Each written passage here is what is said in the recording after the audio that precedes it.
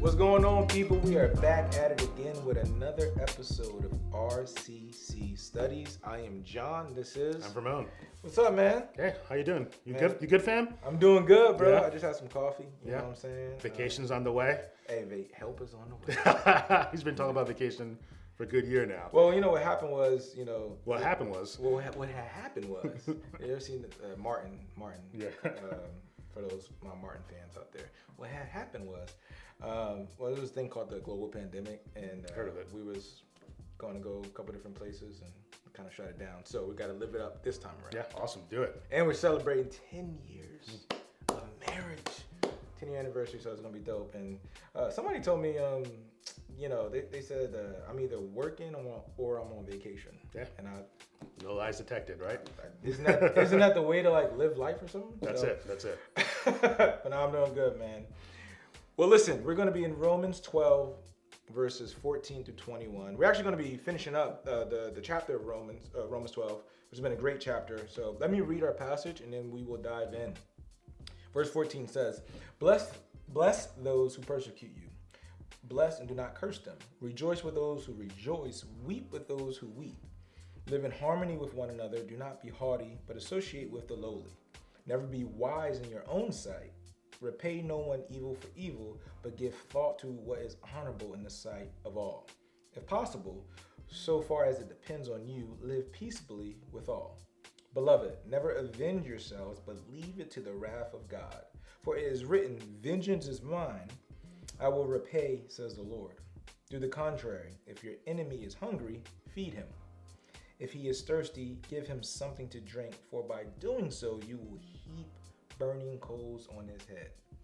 Verse 21, do not be overcome by evil, but overcome evil with good. So, Pastor V, a lot of stuff in this passage. Very familiar things that, maybe your mom has said in the past. Different people, pastors have preached these little one-liners even for years. Talk to us a little bit about how you're approaching this. What are some thoughts here to kind of help the people kind of unpack this? So, in looking at this passage, I've been trying to look for connections that are here. That it's easy to look at this and think like it just seems like a bunch of random things. But I do think there's some common themes that are here that are being looked at. And so there's what I would say, how we treat one another, that kind of sense of, just in general, person-to-person relationships within the life of the church. And so I see verse, in many ways I think it's a sense of like the way we treat one another should lead towards empathy with each other, a sense of sympathy, a sense of unity, of connectedness. So this idea of rejoice with those who rejoice, weep with those who weep. I'm going to identify with people. I'm going to seek unity with other people. I'm going to live peaceably with others. So just in general, I think there's things to be said for how we relate to one another. Then there's the second category that we see in here is how we treat those who are enemies. So again, relationships, but particularly those who seem to be doing everything possible to hurt us, to harm us. Yeah. So that's the verse 14, that we bless those who persecute us. We bless and don't curse them. We don't repay people with evil, right? That means they're doing evil towards us. We don't repay them with evil. And then really this whole last section deals also with enemies, that we don't seek revenge, that rather than combating them with evil, we combat them with good. The last, I think, sort of interpersonal category that's here is how we relate with those on the margins, and that we have a particular desire to connect with those who are on the margins. That's verse 16, right? That's so good. Do not be haughty, right? So, but instead associate with the lowly, which I think all these fit back with the theme I have in yellow here, that if we were to live peaceably in harmony, to link with others, we have to have a certain posture with those who might go do evil towards us. We have to have a certain posture towards those who are lowly, who might be pushed out from the center. And so those are sort of just some basic things I was hoping to observe. And then obviously the thing to do here within is to sort of dig deep and see what it's actually saying about how we treat people like that. Yeah. So it seems like you're saying like there's some connectivity with some of these different verses and how we should relate to one another and things of that nature. I think when you think about enemies and things like that, one of the persons that come to mind is Dr. King, and kind of like how his love that he, you know, the civil rights movement, nonviolence, and loving your enemy in such a way that, you know, like this idea of the, you know, verse 20, so by doing you will heap burning coals on his head, on his head. And this idea that, you know, you shouldn't repay evil for evil. I think the civil rights movement, Dr. King and others really, I think really kind of modeled that of what that should be, or what that should look like. Yeah, and that's a really good practical sort of case study of what this could look like. And I think it's important in a lot of ways to really appreciate what was happening in the civil rights movement. That was, we were talking, I've been in the Civil Rights Museum, I think it was in Memphis, and they have an exhibit where you sit at the counter, and so you sit like this, and you put these headphones on. Atlanta, I think that's right. Atlanta. You're right, Atlanta. And so I've been there. Well, that's quite an experience. Yeah. So you put your hand. You're supposed to put your hands down on this. They create this counter, like those lunch counters, and you put these headphones on, and it's to simulate what it would have been like if you were doing one of those sit-ins, right? And so you had the people in the movement, white and black people, sort of sitting together, integrated on the counter where it says whites only. And as you put the headphones on, all of a sudden you hear like people whispering. It starts as whisper, and then you hear like almost like yelling in your ear, like it's like it really makes it feel like you're right there. And they're yelling like, "Hey, we're gonna kill you!" Racial slurs. Yeah, like how dare you? You know, we're gonna slit your throat. You better move right now.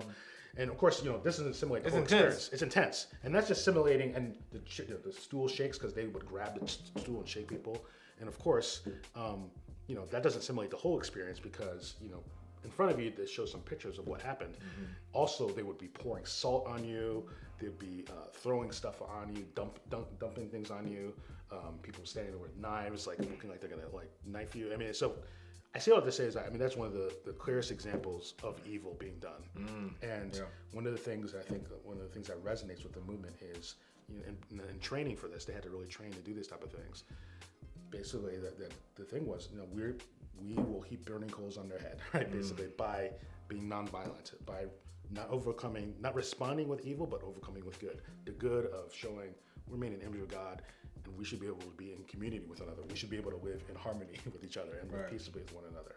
And so, quick plug since you was going on, since, you know, made in the image of God. I mean, I got my shirt on. Yeah. You know what I'm saying? Shout out to James Wobu. You know what I'm saying? Made in the image of God. You know. I just wanted to say that. Yeah, I appreciate that. You know what I mean? but with that, to that point, yeah. But with that said, too, one thing that I have all these verses, and I love that historical analysis you gave regarding the civil rights movement and Dr. King. But, you know, verse 15, rejoice with those who rejoice and weep with those who weep. I feel like that is it's been a timely verse over the last couple of years with everything that's been going on. I mean, this passage really, I mean, a lot of times, you know, for those that, you know, maybe have experienced a miscarriage, for those who experience death in the family, for those that police brutality. There's so many different things that's going on. I feel like this is a verse that is really timely and really comforting in those particular types of situations. So when you think about rejoice with those, rejoice and weep with those who weep, that is a posture that, you know, as followers of Christ that we should have. But remember, again, going back to that connectivity, it's in connection with one another, right? And it goes right after that of living in harmony with one another. So that verse, I would love for you to, you know, if you could tease that out a little bit more, specifically when you preach it, because I think there's a timely message that all of us can resonate with. Yeah, amen. So, man, a lot of stuff here. We're not going to be able to get to every nick and cranny, but I think so far with some of the stuff that we have, I think there's some good stuff that I think will come out of it as we conclude our last installment of RCC Studies regarding Romans 12. Hopefully this has been encouraging to you. Some really, really good practical advice, some good insight. And as always, we do want to hear from you regarding this. So if you can get into the comments, don't be afraid. Don't be scared. If you're scared, go to church. You know what I mean? Get in the comments. We want to hear, what do you think about this passage? Romans 12, 14 through 21. We want to hear from you. So with that, like, share, and comment. We're going to be out. I got to go on vacation. I gotta go. Yeah. You know, I'm about to be out. You know what I mean? I can't tell you. Get on that plane. I can't tell you where I'm gonna go, but just know I'm going. And I don't know. I might not come back. I might just stay. I'm gonna Ramon. I'm not coming back. Put my 2 weeks in. I look forward to having a second office. Thank you for letting me know. I'll be moving my stuff in to your office. Well, with all your books, you probably do need it. Yeah, that's right. Overflow. All right, man. But listen, as we always say, love God, love people. I'm John. This is V. We are out.